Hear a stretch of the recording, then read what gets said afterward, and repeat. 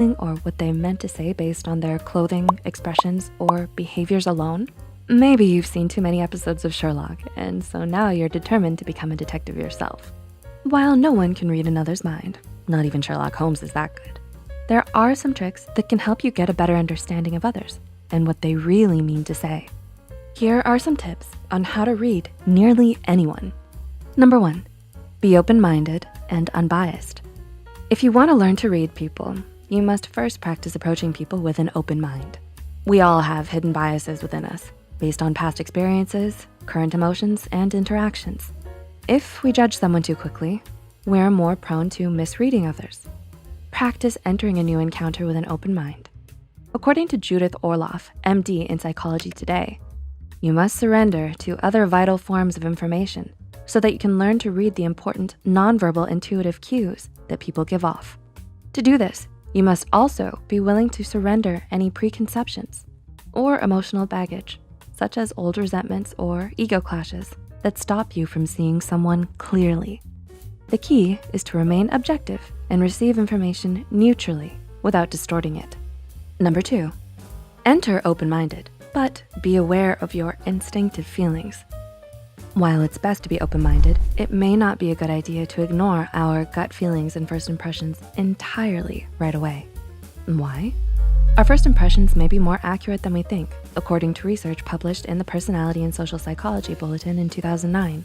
The study had subjects view full body photos of 123 strangers. The strangers were viewed in either a controlled, neutral pose and facial expression, or the strangers naturally posed themselves in an expressive pose.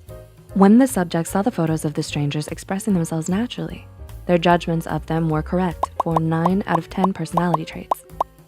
Sometimes when we look at how others choose to generally represent themselves through unique fashion, photos, and poses, we may just be right in the basis of our first impressions. Now, the real trick is to know the intricacies of them more than just how they choose to present themselves. Number 3, notice their posture. Posture can reveal a lot about someone. Maybe they hold their head high because they've had a good day, or maybe they're slumping in their seat because they didn't quite get a full night's rest. According to Judith Orloff, MD, notice if someone holds their head high in a manner of confidence, or maybe they have a strong ego and puff out their chest.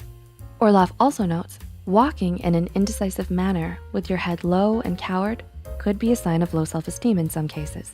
Posture can reveal so much about how someone is feeling for the day. So keep an eye out. If they're falling asleep in their chair during class time, you don't need to be Sherlock Holmes to guess how tired they are. Number 4, notice what they're wearing. According to personality psychologist at the University of Texas, Sam Gosling, we should notice what people choose to tell us about their appearance. Gosling calls these signs identity claims, and they can include little things like what they wear, tattoos, bumper stickers, to even our screensaver. Gosling explains that identity claims are deliberate statements that we make about our attitude, goals, values, etc.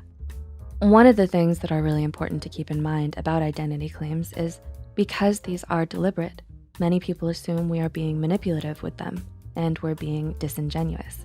But I think there's little evidence to suggest that that goes on. I think generally, people really do want to be known. They'll even do that at the expense of looking good. They'd rather be seen authentically than positively if it came down to that choice.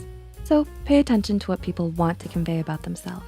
They're likely truthful to a good degree. Number 5, pay attention to their normal behavior and personality.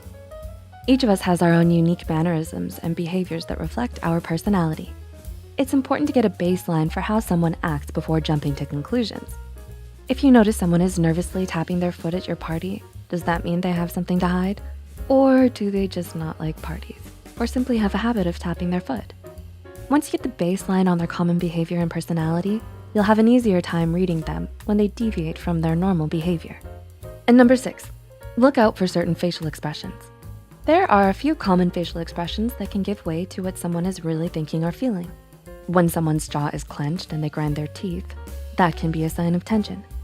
Someone may just be feeling bitter, angry, or contempt if their lips are pursed. Deep frown lines forming, you can bet they're definitely worried or overthinking. Wanna know if someone is genuinely smiling in delight? Look for what is called a Duchenne smile. According to Healthline, This occurs when the zygomaticus major muscle lifts the corners of your mouth. At the same time, the orbicularis oculi muscles lift your cheeks and crinkle your eyes at the corners. It's the type of smile that reaches up to your eyes, causing those wrinkles known as crow's feet to appear. This type of smile appears when someone is genuinely happy, as opposed to a polite and kind smile, or even a forced smile. And there could even be an easier way to interpret different smiles. Cardiff University's Magdalena Reichlowska and her colleagues of researchers developed a classification of smiles and their effect on others with the help of a complex modeling program used in 2017. When you're giving positive feedback, you can often show what Reichlowska calls the reward smile. This is when your lips are naturally pulled directly upwards and eyebrows lift, and you form small dimples at the sides of your mouth. The dominant smile communicates friendship and liking. This includes pressing your lips together along with the appearance of the small dimples. Lastly, the dominant smile is when your upper lip is raised. You wrinkle your nose and your cheeks get pushed upwards while smiling. During this smile, you raise your upper lids and you sort of sneer with the indentation between your nose and mouth naturally deepening. So if you happen to notice someone you've been recently talking to using the dominant smile, they may just be trying to be your friend. Unless they're smiling in their sleep. Then maybe they're just really tired and having a good dream.